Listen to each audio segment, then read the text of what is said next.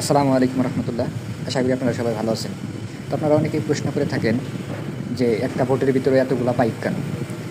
তো আজকে ওই বিষয়টা নিয়ে আলোচনা করব যে একটা ভোটের ভিতরে এত পাইপ কিসের জন্য। তো চলুন আলোচনা শুরু করা যাক। তো আজকে আপনাদের দেখাবো যে এখানে একটা ওয়ান গ্যাং বোর্ড, কিন্তু পাইপ হচ্ছে আপনার চারটা। কিন্তু কেন এখানে আমরা তো দুইটা বা একটা দিতে পারতাম, কিন্তু এখানে চারটে দেওয়ার কারণ হচ্ছে কাজের মানকে আর একটু ভালো করার জন্য। সেটা কীভাবে? সেটা হচ্ছে যে আমাদের যেটা আলাদা আলাদা পয়েন্টের জন্য আলাদা আলাদা পাইপ। যেমন এটা ধরেন, এটা হচ্ছে আপনার একটা পাওয়ার থেকে আসছে ওই টয়লেটের ভিতরে, ওটা পাওয়ার, ওটার জন্য একটা। আর একটা হচ্ছে ওই লাইট পয়েন্টের জন্য একটা।